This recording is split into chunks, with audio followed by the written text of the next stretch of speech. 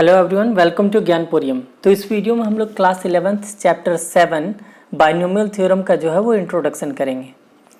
तो चलिए देखते हैं, हम लोग स्टार्ट करते हैं। चैप्टर है हम लोगों का बाइनोमियल थ्योरम।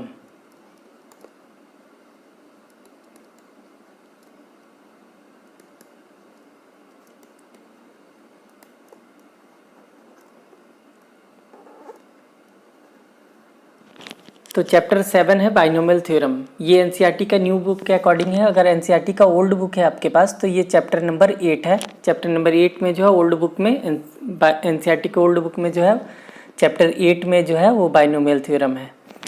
तो चलिए हम लोग देखते हैं। सबसे पहले हम लोग समझते हैं बाइनोमियल।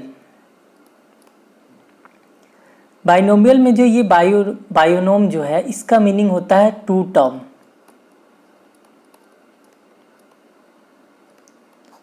टू टर्म्स, ठीक है।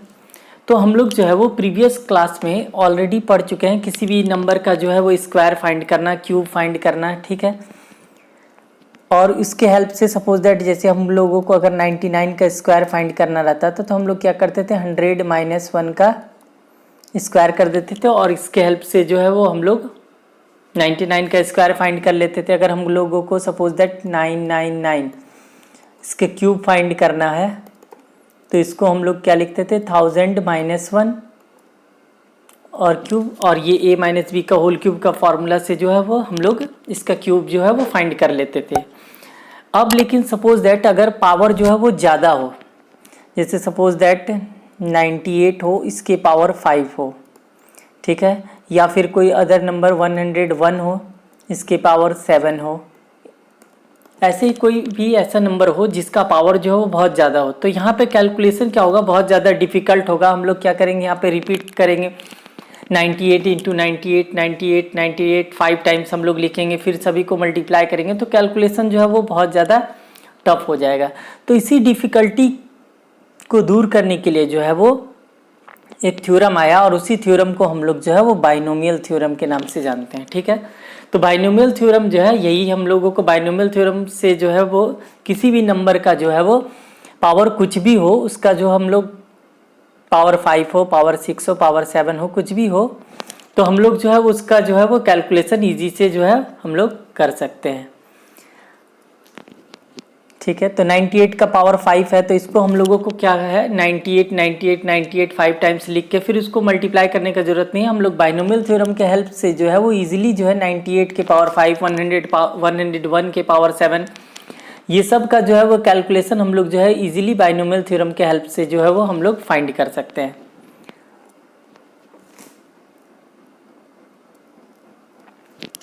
चलिए अब आगे बढ़ते हैं। ये हम लोग सभी को पता है कि a + b का होल क्यूब कर a + b का पावर अगर 0 हो तो इसका वैल्यू हो जाता है 1, ठीक है। ये हम लोगों को ऑलरेडी पता ही है। वैसे ही अगर हम लोग a + b के पावर 1 हो तो इसका वैल्यू हो जाता है a + b, ठीक है। अब अगर a + b का होल स्क्वायर हो तो इसका वैल्यू क्या होता है, a² + 2ab + b²। ये हम लोग फिर से लिख लेते हैं। अगर a + b का होल स्क्वायर हुआ तो ये हो जाएगा a² + 2ab + b²। वैसे ही अगर a + b का होल क्यूब हो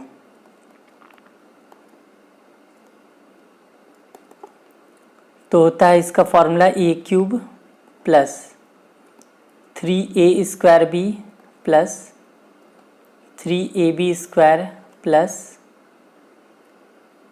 b³, ठीक है। तो ये सब फॉर्मूला जो ऑलरेडी हम लोगों को पहले से ही पता है, ठीक है। तो ये सभी फार्मूला में हम लोग जो है वो कुछ ऑब्जर्व करते हैं। अगर हम लोग इसको अच्छे से देखें तो हम लोग फार्मूला से कुछ हम लोगों को मिलता है। देखिए अगर यहाँ पे सपोज दैट पावर यहाँ पे हम लोग देखते हैं पावर 0 है तो जब इसको हम लोग एक्सपेंड करते हैं तो नंबर ऑफ टर्म्स हम लोगों को कितना मिल रहा है, 1। अब यहाँ पे पावर अगर 1 है तो यहाँ पे हम लोग एक्सपेंड कर रहे हैं तो 1 2 टर्म मिल रहा है। अगर यहाँ पे पावर 3 है, सॉरी पावर यहाँ पे 2 है, तो एक्सपेंड करने के बाद इसमें टर्म कितना आ रहा है 1 2 3। तो जब पावर अगर 2 है तो इसका एक्सपेंशन करने के बाद जो है वो नंबर ऑफ टर्म्स जो है वो 3 हो जा रहा है। वैसे ही अगर यहाँ पे पावर 3 है तो एक्सपेंड करने के बाद जो है नंबर ऑफ टर्म्स कितना आ रहा है 1 2 3 4, नंबर ऑफ टर्म्स जो है वो 4 आ रहा है। वैसे ही अगर हम लोग a प्लस बी का पावर 4 करें, ठीक है, तो ये तो हम लोगों को फॉर्मूला पता नहीं है, तो इसको हम लोग क्या करेंगे a प्लस बी का होल स्क्वायर फिर a प्लस बी का होल स्क्वायर 2 बार हम लोग लिख लेंगे, फिर उसको कैलकुलेट करके जो है हम लोग यहाँ पे फाइंड कर सकते हैं। तो इसको जब हम लोग करेंगे तो इसका वैल्यू क्या आएगा a4 plus 4a cube b plus 6a square b square plus 4ab cube फिर plus b to the power 4। अगर हम लोग a प्लस बी के पावर 4 को एक्सपेंड किए तो हम लोगों को ये मिला a4 plus 4a cube b plus 6a square b square plus 4ab cube plus b to the power 4। तो यहाँ पे जब पावर 4 है, जब यहाँ पे पावर जो है वो 4 है, तो नंबर ऑफ टर्म्स कितना आ रहा है 1 2 3 4 5। तो यहाँ से हम लोग इन सारे फॉर्मूला से हम लोग ऑब्जर्व किए क्या कि जब भी पावर 0 है तो नंबर ऑफ टर्म्स उसको एक्सपेंड जब हम लोग करेंगे तो इसके एक्सपेंशन में जो नंबर ऑफ टर्म्स होगा वो 1 होगा, 1 है तो 2 होगा, 2 है तो 3 होगा, 3 है तो 4 होगा, 4 है तो 5 होगा, ठीक है। तो ये चीज़ हम लोग जो है इस यहाँ पे ऑब्जर्व किए इस फॉर्मूला से, ठीक है। और भी हम लोग यहाँ पे क्या ऑब्जर्व कर रहे हैं, जैसे यहाँ पे क्या हो रहा है, जो पहला, जैसे यहाँ पे पहला क्वांटिटी हमारा a है और सेकेंड क्वांटिटी b है, फर्स्ट क्वांटिटी a फिर b a b सभी में जो है वो फर्स्ट क्वांटिटी a है और सेकेंड क्वांटिटी जो है वो b है। तो यहाँ पे हम लोग क्या देख रहे हैं कि फर्स्ट क्वांटिटी जो a है वो हर एक बार जो है हर एक अगले टर्म में जो है वो डिक्रीज हो रहा है, कितना 1, एक एक जो है वो डिक्रीज होते जा रहा है। यहाँ पे जैसे यहाँ पे एक के सपोज दैट यहाँ पे हम लोग देख रहे हैं a के पावर 1 है तो यहाँ पे a के पावर 0 है, ठीक है। a जो है वो डिक्रीज हुआ और b का जो पावर है वो इंक्रीज हो रहा है हर एक अगले टर्म में। यहाँ पे b के पावर कुछ नहीं है तो 0 है और यहाँ पे b के पावर 1 है। वैसे यहाँ पे हम लोग देखते हैं a और b में a के पावर यहाँ पे 2 है, a के पावर यहाँ पे 1 है और a के पावर यहाँ पे 0 है। वैसे ही अब b का देखते हैं तो b के पावर 0 है, यहाँ पे b के पावर 1 है, b के पावर 2 है। फिर यहाँ पे नेक्स्ट फार्मूला में हम लोग देखते हैं a के पावर 3 2 फिर यहाँ पे 1 और यहाँ पे कुछ नहीं है तो a के पावर 0। वैसे ही b के पावर यहाँ पे फर्स्ट टर्म में b के पावर 0 होगा, सेकेंड टर्म में b के पावर 1 है, थर्ड टर्म में b के पावर 2 है, फोर्थ टर्म में b के पावर 3 है। नेक्स्ट फार्मूला में भी हम लोग देखते हैं यहाँ पे a के पावर 4 फिर a के पावर 3 a के पावर 2 a के पावर 1 और a के पावर 0। वैसे ही b के पावर 0 b के पावर 1 b के पावर 2 b के पावर 3 b के पावर 4। तो यहाँ पे हम लोग क्या ऑब्जर्व किए इन फार्मूला से कि जो फर्स्ट क्वांटिटी a है उसका पावर जो है वो हर एक अगले टर्म में डिक्रीज हो रहा है। कितना डिक्रीज हो रहा है, 1 डिक्रीज होते जा रहा है। और जो सेकेंड क्वांटिटी b है उसका पावर जो है वो हर एक अगले टर्म में, हर एक नेक्स्ट टर्म में जो है वो उसका पावर जो है वो 1 इंक्रीज हो रहा है नेक्स्ट टर्म में, हर एक नेक्स्ट टर्म में, ठीक है। ये दो चीज़ हम लोग फार्मूला से ऑब्जर्व किए। एक क्या, पहला हम लोग ऑब्जर्व किए थे कि अगर नंबर जैसे पावर जो है वो जितना भी होगा उसके एक्सपेंशन में जो है वो नंबर ऑफ टर्म्स जो है वो एक अधिक होगा। जैसे पावर 4 है तो एक्सपेंड जब हम लोग करेंगे, एक्सपेंड हम लोग करेंगे तो यहाँ पे नंबर ऑफ टर्म्स जो है वो 5 आएगा, अगर 3 है तो नंबर ऑफ टर्म्स 4 आएगा, 6 है तो नंबर ऑफ टर्म्स 7 आएगा, ऐसे ही,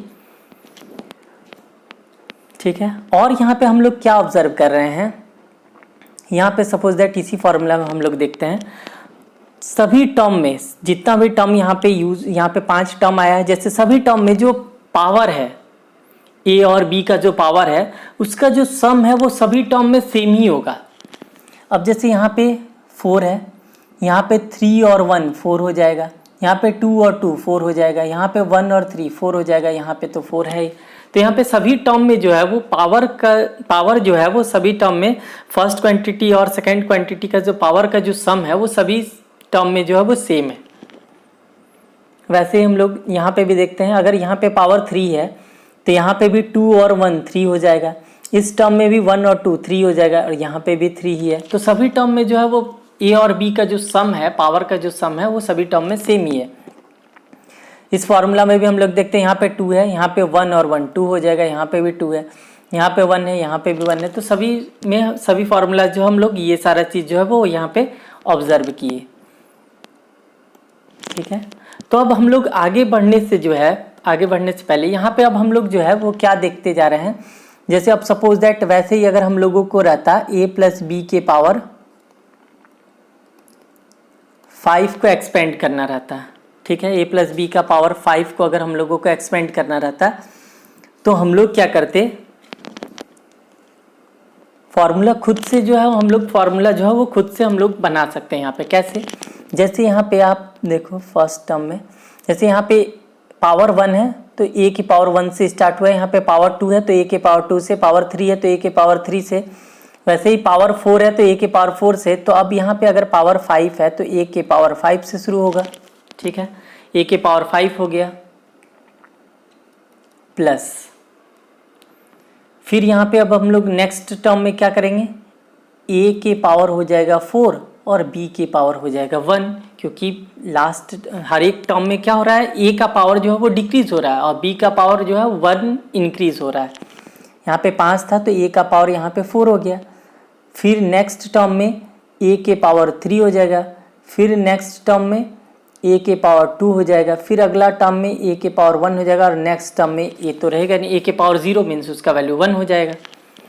तो यहाँ पे जब पावर 5 है तो टर्म हमारा कितना होगा, 6, 1 2 3 4 5, और यहाँ पे जो आएगा वो 6 हो जाएगा, ठीक है।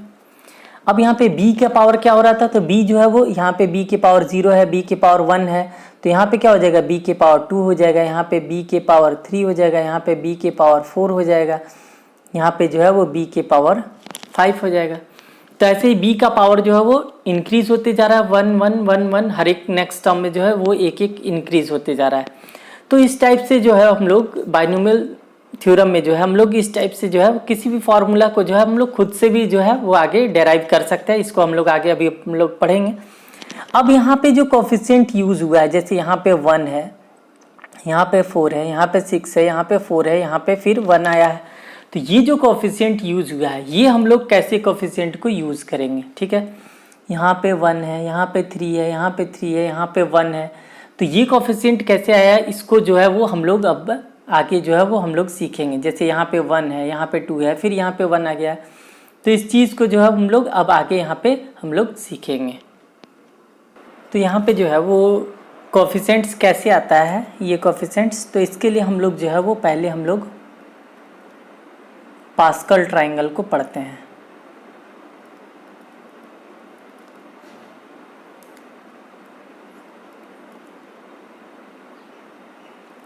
ठीक है, तो पास्कल ट्रायंगल के हेल्प से जो है वो हम लोग यहाँ पे जो कोफिशिएंट कैसे आ रहा था, ये यहाँ पे ये 1 1, यहाँ पे 1 2 1, ये 1 3 3 1, फिर यहाँ पे 1 4 6 4 1, यहाँ पे 1, अब यहाँ पे क्या आएगा, ये सब जो है वो हम लोग पास्कल ट्रायंगल्स के हेल्प से जो है वो हम लोग फाइंड करते हैं। ठीक है, तो अब हम लोग देख लेते हैं, अगर पावर है,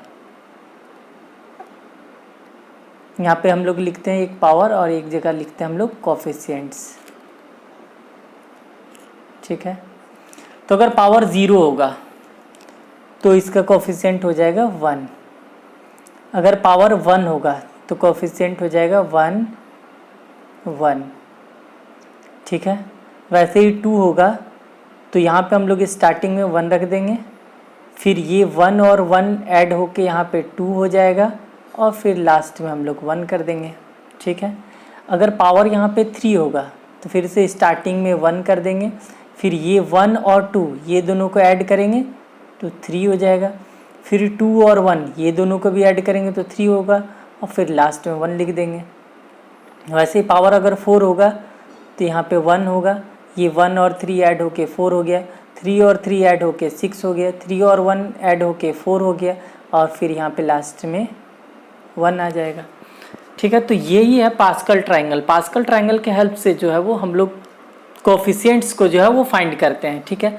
अब हम लोग देखिए यहाँ पे, अब हम लोग फिर से बैक फार्मूला पे जाते हैं। सपोज दैट जैसे ये पावर 1 वाला ही हम लोग देखते हैं, पावर 1 वाला है तो हम लोगों का क्या आया था, 1 और 1 यहाँ पे आया ना, 1 है तो 1 और 1 है।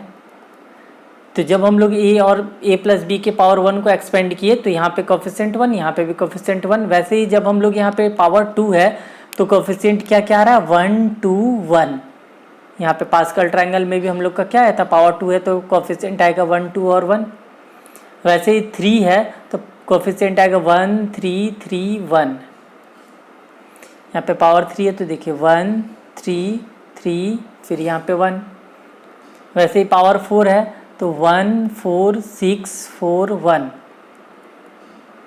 1 4 6 4 1, ठीक है। तो हम लोग पास्कल ट्रायंगल्स के हेल्प से जो है वो हम लोग इजीली जो है वो यहाँ पे कोफिशिएंट फाइंड कर सकते हैं, ठीक है। वैसे अगर सपोज दैट यहाँ पे 5 रहता तो यहाँ पे 1 हो जाता, ये 1 और 4 5 हो जाता, 6 और 4 10 हो जाएगा, फिर यहाँ पे 6 और 4 10 हो जाएगा, फिर 4 और 1 5 हो जाएगा, फिर लास्ट में 1 हो जाएगा, ठीक है। तो यहाँ पे अगर पावर 5 है तो टर्म हमारा कितना होगा, 6 होगा। 1 2 3 4 5 6। तो फर्स्ट में है 1 तो यहाँ पे हो जाएगा 1, फिर सेकेंड में है 5 तो यहाँ पे हम लोग क्या लिख देंगे, इसका कोफिशिएंट 5। वैसे ही थर्ड में है 10, फिर है 10 तो यहाँ पे आ जाएगा हम लोगों का 10, फिर यहाँ पे भी आ जाएगा 10, फिर 10 के बाद क्या है 5 और उसके बाद है 1, 10 के बाद फिर यहाँ पे 5 और यहाँ पे 1। तो इस टाइप से जो है वो हम लोग किसी भी कोई भी टर्म, अगर यहाँ पे 2 टर्म दिया रहेगा और उसके पावर कुछ भी रहेगा तो हम लोग जो है इसके हेल्प से जो है वो हम लोग इजीली जो है वो फार्मूला खुद से ही बना सकते हैं, ठीक है। यहाँ पे सबसे पहले हम लोग फिर से इसको रिवीजन कर लेते हैं कि फार्मूला हम लोग कैसे बनाते हैं। तो पहले जो a फर्स्ट क्वांटिटी है और b जो है वो सेकंड क्वांटिटी है। तो फर्स्ट क्वांटिटी का जो पावर होगा वो डिक्रीजिंग ऑर्डर में होगा, एक एक घटते जाएगा। तो जैसे यहाँ पे पावर 4 है तो 4 से शुरू होगा, 4 3 2 1 0। फिर वैसे ही और सेकंड क्वांटिटी जो है उसका पावर जो है वो एक एक बढ़ते जाएगा, यहाँ पे 0 फिर 1 2 3 4। अब यहाँ पे कोफिशिएंट जो है वो हम लोग कैसे लिखते हैं, तो कोफिशिएंट जो पास्कल ट्रायंगल के हेल्प से करते हैं। तो पास्कल ट्रायंगल के हेल्प से फिर यहाँ पे हम लोग जो है वो कोफिशिएंट सब जगह रख देंगे। तो इस टाइप से जो है वो हम लोग का फार्मूला जो है वो किसी भी फार्मूला को हम लोग कितना भी पावर यहाँ पे दिया रहेगा तो हम लोग इजीली जो है वो एक्सपेंड कर सकते हैं, ठीक है। बट यहाँ पे अगर सपोज दैट अब a plus b to the power 13 दे देगा या फिर a plus b to the power 14 दे देगा तो यहाँ पे हम लोग जो है वो अगर इसको हम लोग करते हैं तो ये बहुत ज़्यादा लेंथी हो जाएगा, बहुत ज़्यादा बड़ा हो जाएगा। पास्कल ट्रायंगल के हेल्प से करेंगे तो इसलिए जो है वो हम लोग जो है यहाँ पे ये जो कोफिशिएंट निकालने के लिए ही जो है हम लोग वो दूसरा फार्मूला यूज़ करेंगे, वही बाइनोमियल थ्योरम के हेल्प से जो है वो हम लोग इसका कोफिशिएंट फाइंड करेंगे, ठीक है। तो कोफिशिएंट फाइंड करने के लिए सबसे पहले जो है बाइनोमियल थ्योरम को यहाँ पे जो कोफिशिएंट है, कोफिशिएंट को निकालने के लिए परमुटेशन कॉम्बिनेशन चैप्टर जो है वो आप लोग ऑलरेडी पढ़ चुके हैं। अगर बाय द वे नहीं भी पढ़े हैं तो हम लोग यहाँ पे उसका बेसिक आपको बता दे रहे हैं। तो इस फार्मूला का हम लोग यूज़ करेंगे NCR, ठीक है। NCR का फॉर्मूला होता है factorial n by factorial r factorial n minus r। तो इस फॉर्मूला से जो है वो हम लोग जो है यहाँ पे NCR के हेल्प से भी जो है वो हम लोग जो है वो इजीली जो है यहाँ पे कोफिशिएंट फाइंड कर सकते हैं, ठीक है। अच्छा, कुछ और यहाँ पे इम्पॉर्टेंट चीज़ है, वो चीज़ हम लोग को ऑलरेडी आपको पता होना चाहिए। NC सपोज दैट यहाँ पे 0 रहेगा तो इसका वैल्यू जो होता है वो 1 होता है। NCN अगर रहेगा तो इसका वैल्यू जो होता है 1 ही होता है, ठीक है। तो यहाँ पे n का वैल्यू कुछ भी हो सकता है। n जो है वो क्या है, n कोई भी नंबर हो सकता है, ठीक है। नॉन निगेटिव इंटीजर होगा, 1 2 3 4 0 ये सब हो सकता है। और यहाँ पे अगर 0 रहा तो इसका वैल्यू NC 0 का वैल्यू 1 होगा, n का वैल्यू जो होगा 1 होगा। मीन्स यहाँ पे 5C 5 अगर रहेगा तो उसका वैल्यू 1 हो जाएगा, 4C 4 रहेगा तो उसका वैल्यू 1 हो जाएगा, 5C 0 रहेगा तो इसका वैल्यू 1 हो जाएगा। तो इस टाइप से जो है वो ये अगर इस कंडीशन में आ गया तो इसका वैल्यू डायरेक्ट हम लोग 0 लिख देंगे, सॉरी 1 लिख देंगे। अब यहाँ पे हम लोग आते हैं फैक्टोरियल n। अब जैसे सपोज दैट n के प्लेस पर आपका फैक्टोरियल 5 है, तो फैक्टोरियल 5 करने का मतलब क्या हो गया कि 5 4 3 2 1। फैक्टोरियल अगर 7 है तो फैक्टोरियल 7 कहने का मतलब हो गया 7 6 4 7 6 5 4 3 2 1। तो फैक्टोरियल का मीनिंग यही होता है। यहाँ पे हम लोग किसी भी नंबर का फैक्टोरियल ऐसे ही हम लोग फाइंड कर सकते हैं। फैक्टोरियल 3 है तो 3 2 1। फैक्टोरियल सपोज दैट 6 है तो 6 5 4 3 2 1। तो इस टाइप से जो है वो हम लोग फैक्टोरियल फाइंड कर सकते हैं, ठीक है। अब यहाँ पे फैक्टोरियल 6 है तो यहाँ पे हम लोग क्या लिख सकते हैं 6 को, जैसे यहाँ पे हम लोग यहाँ पे 6 है, ये 5 है 4 है, और यहाँ से यहाँ तक को, यहाँ से यहाँ तक क्या है 3 2 1 है, तो इसको हम लोग फैक्टोरियल 3 भी तो लिख सकते हैं। यहाँ से यहाँ तक ऐसे हम लोग लिख सकते हैं इसको फैक्टोरियल 3। वैसे ही अगर यहाँ पे फैक्टोरियल 6 को और भी हम लोग क्या लिख सकते हैं, जैसे 6 लिख दिए और यहाँ पे 5 4 3 2 1, 5 4 3 2 1, यहाँ पे 5 4 3 2 1, ये किसका वैल्यू था फैक्टोरियल 5 का मीनिंग। तो यहाँ पे 6 इंटू फैक्टोरियल 5 भी, तो फैक्टोरियल 5 भी लिख सकते हैं। तो इस टाइप से जो है वो हम लोग फैक्टोरियल को जो है वो आगे एक्सपेंड करेंगे, ठीक है। तो अब सपोज दैट यहाँ पे अगर मान लीजिए यहाँ पे वैल्यू रहेगा 10C7, इसका वैल्यू हम लोगों को फाइंड करना है। तो NCR n हो गया 10C ये हो गया और R हो गया 7। तो इसका फॉर्मूला होता है factorial n means 10 by factorial R means 7 by factorial n minus R means 10 minus 7। तो इस फॉर्मूला से जो है वो हम लोग NCR के फॉर्मूला से जो है वो हम लोग 10C7 का वैल्यू हम लोग फाइंड करेंगे। तो यहाँ पे क्या हो गया factorial n factorial R factorial n minus R। अब जैसे सपोज दैट फैक्टोरियल 10 है तो 10 को हम लोग क्या लिखेंगे 10 9 8, और फिर यहाँ पे हम लोग फैक्टोरियल 7 लिख सकते हैं ना बाई। अब यहाँ पे क्या है फैक्टोरियल 7 इंटू फैक्टोरियल 3, तो 3 को हम लोग क्या लिख सकते हैं 3 2 1। 10 माइनस 7 3 आया तो 10 माइनस 7 3 को हम लोग क्या लिख सकते हैं यहाँ पे फैक्टोरियल 3 हो गया। 10 माइनस 7 मीन्स फैक्टोरियल 3, फैक्टोरियल 3 का वैल्यू क्या हो जाएगा 3 2 1। अब यहाँ से हम लोग यहाँ पे इसलिए लिखे थे क्योंकि ये फैक्टोरियल 7 और फैक्टोरियल 7 जो है वो कैंसिल हो जाएगा। अब 3 के टेबल में ये 3 टाइम्स में कट जाएगा, 2 के टेबल में ये 4 टाइम्स में कट जाएगा, तो लेफ्ट क्या बचा 10 इंटू 3 इंटू 4, 4 इंटू 3 12 इंटू 10 120। तो 10C7 का वैल्यू जो है वो 10C7 का जो वैल्यू होगा वो 120 होगा, ठीक है। यहाँ पे 10C7 का वैल्यू जो है 120 आ गया। वैसे ही सपोज दैट अब अगर हम लोगों को मान लीजिए यहाँ पे 5C3 इसका वैल्यू दिया हुआ है, तो 5C3 का वैल्यू जो है हम लोगों को अगर सपोज दैट फाइंड करना हो तो कैसे करेंगे, सेम फार्मूला यूज़ करेंगे। फैक्टोरियल n है यहाँ पे 5 बाई फैक्टोरियल r है 3, factorial n minus r 5 minus 3। अब फैक्टोरियल 5 को हम लोग क्या लिखेंगे 5 4, और फिर फैक्टोरियल 3 लिख सकते हैं क्योंकि 5 4 3 2 1, तो 3 2 1 तो फैक्टोरियल 3 का वैल्यू होता है, फैक्टोरियल 3 लिख दिए बाई यहाँ पे फैक्टोरियल 3 ऑलरेडी है, इसको रहने देते हैं। 5 माइनस 3 हो जाएगा फैक्टोरियल 2, फैक्टोरियल 2 का वैल्यू हो जाएगा 2 इंटू 1। अब ये फैक्टोरियल 3 कट जाएगा, ये 2 के टेबल में 2 टाइम्स है, तो 5 इंटू 2 क्या हो गया 10। तो 5C3 का वैल्यू जो हो जाएगा वो 10 हो जाएगा। तो यहाँ पे जो है वो हम लोग NCR का यूज़ करेंगे और इसी के थ्रू जो है वो हम लोग कोफिशिएंट आगे जो है वो बाइनोमियल थ्योरम में जो है कोफिशिएंट जो है इसे ऐसे ही हम लोग फाइंड करेंगे। क्योंकि पास्कल ट्रायंगल्स से जो है यहाँ पे पास्कल ट्रायंगल अगर हम लोग यहाँ पे यूज़ करेंगे तो यहाँ पे 5 है, अगर यहाँ पे सपोज दैट पावर 12 होगा, पावर 100 हो जाएगा, तो यहाँ पे जो है वो कैलकुलेट करना जो है वो यहाँ पे अगर इतना हम लोग अगर लिखेंगे तो ये बहुत ज़्यादा लेंदी हो जाएगा। इसके लिए जो हम लोग NCR के हेल्प से जो है वो कोफिशिएंट को जो है वो फाइंड करेंगे, ठीक है। तो हम लोग आते हैं फिर से बाइनोमियल थ्योरम पे।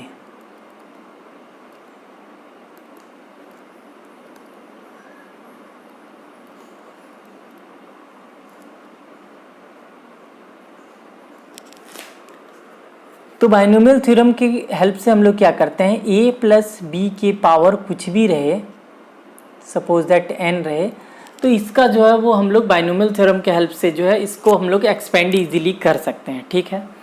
तो हम लोग इसका अब अगर सपोज दैट हम लोग को एक्सपेंड करना हो तो क्या हो जाएगा इसका वैल्यू। पहले हम लोग यहाँ पे सबसे पहले हम लोग कोफिशिएंट को लिखते हैं, फिर a लिखते हैं, फिर b लिखते हैं, ठीक है। तो पहले कोफिशिएंट फाइंड करने के लिए पहला हो जाएगा NC0, यहाँ से कोफिशिएंट निकल गया, और a के पावर n है तो a के पावर n हो जाएगा, और b के पावर तो 0 ही होगा, b के पावर 0 का वैल्यू 1 होता है, तो फर्स्ट टर्म में b नहीं लिखेंगे हम लोग, प्लस फिर दूसरा क्या हो जाएगा कोफिशिएंट NC1, यहाँ पे NC1 हो जाएगा। अब यहाँ पे a है तो a का पावर यहाँ पे क्या होता है, a का पावर जो है वो हम लोग ऑलरेडी पहले ही पढ़ चुके हैं कि a का पावर जो है वो डिक्रीजिंग ऑर्डर में होता है, वो मतलब एक ही घटते जाता है। अब यहाँ पे n है तो एक और घट जाएगा, n-1 हो जाएगा, और b का पावर जो है वो एक बढ़ जाएगा, यहाँ पे b के पावर 0 था तो यहाँ पे b के पावर 1 हो जाएगा, फिर से प्लस, फिर थर्ड टर्म क्या हो जाएगा NC2, तो यहाँ पे NC2 के हेल्प से यहाँ पे हम लोग कोफिशिएंट पहले फाइंड कर लिए, फिर a के पावर क्या हो जाएगा n-1 है तो यहाँ पे n-2 हो जाएगा, और b के पावर क्या हो जाएगा b के पावर 2 हो जाएगा। तो ऐसे ही सो ऑन ये जो है वो चलते जाएगा, ठीक है, ऐसे ही सो ऑन जो है वो चलते जाएगा। यहाँ पे NC0, फिर NC1, NC2, NC3, NC4, NC5, ऐसे ही सो ऑन ये जो है वो चलते जाएगा n टर्म्स तक, ठीक है। तो इससे हम लोग कोफिशिएंट फाइंड कर लेंगे, और एक a जो है वो डिक्रीजिंग ऑर्डर में रहता है तो यहाँ पे पावर n है तो a के पावर n, फिर n-1, n-2, n-3, n-4, ऐसे ही। अब b जो है वो 0 से शुरू होगा, b के पावर यहाँ पे फर्स्ट टर्म में b के पावर 0, फिर b के पावर 1, फिर b के पावर 2, b के पावर 3, ऐसे ही ये जो है वो बढ़ते जाएगा। तो यहाँ पे अब लास्ट टर्म कौन सा हो जाएगा, जैसे सपोज दैट लास्ट के पहले वाला लास्ट टर्म पहले हम लोग लिख लेते हैं यहाँ पे, तो NCN, क्योंकि नंबर ऑफ टर्म्स n है तो यहाँ पे NCN हो जाएगा, ये कोफिशिएंट हो गया। अब a तो है वो डिक्रीज होते जाएगा, घटते घटते घटते कहाँ पे आ जाएगा पावर 0 तक, तो a के पावर 0 कर देंगे तो 1 हो जाएगा। अब आ जाएगा b कहाँ तक जाएगा, नंबर ऑफ टर्म्स n है, यहाँ पे नंबर ऑफ टर्म्स तो n है तो b कहाँ तक जाएगा, b n तक जाएगा, ठीक है। अब अगर सपोज दैट इसके जस्ट पहले वाला टर्म अगर हम लोगों को निकालना हो तो NCN यहाँ पे है तो इसके पहले वाला टर्म एक कम होगा, n-1 हुआ होगा, ठीक है। यहाँ पे a के पावर 0 है तो इसके पहले वाला टर्म में a के पावर 1 होगा, यहाँ b के पावर n है तो इसके पहले वाला टर्म क्या होगा, इससे एक जो है वो कम होगा, n-1। तो इस टाइप से जो है यही है बाइनोमियल थ्योरम। इस थ्योरम के हेल्प से जो है वो हम लोग कोई भी दो नंबर को, कोई भी दो टर्म का पावर कुछ भी दिया हुआ रहेगा उसको हम लोग एक्सपेंड करेंगे बाइनोमियल थ्योरम के हेल्प से, ठीक है। फर्स्ट क्वांटिटी को हम लोग a मान लेंगे, सेकंड क्वांटिटी को b मान लेंगे, ठीक है। और पावर कुछ भी रहे हम लोग उसका कोफिशिएंट निकालने के लिए ये फार्मूला यूज़ करेंगे, NC0, NC1, NC2, NC3, NC4, ऐसे ही सो ऑन। और फिर फर्स्ट क्वांटिटी a रहेगा तो a को जो है वो हम लोग डिक्रीजिंग ऑर्डर में, पावर डिक्रीजिंग ऑर्डर में रहेगा, जैसे यहाँ पे पावर n है तो पावर n हो गया, यहाँ पे पावर 5 रहता तो a की पावर 5, पावर 4 रहता तो a की पावर 4, पावर 3 रहता तो a की पावर 3, ऐसे ही। फिर उसके बाद वाला टर्म में a की पावर घट जाएगा, एक घटते जाएगा, एक घटते जाएगा, और वो कहाँ तक चला जाएगा 0 तक। और b का जो पावर होगा वो 0 से स्टार्ट होगा और कहाँ तक चला जाएगा, अगर नंबर ऑफ टर्म्स n है तो n तक चला जाएगा, नंबर ऑफ टर्म्स 10 है तो 10 तक चला जाएगा, नंबर ऑफ टर्म्स नहीं, यहाँ पे पावर अगर 10 है तो 10 तक चला जाएगा, ठीक है। तो यही है बाइनोमियल थ्योरम। इस थ्योरम के हेल्प से ही जो है वो हम लोग आगे जो है वो क्वेश्चंस को सॉल्व करेंगे।